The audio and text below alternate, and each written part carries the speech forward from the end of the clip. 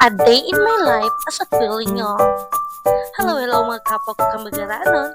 Dahil Filingon tayo, mag-aangkin tayo ng ating farm. Charing.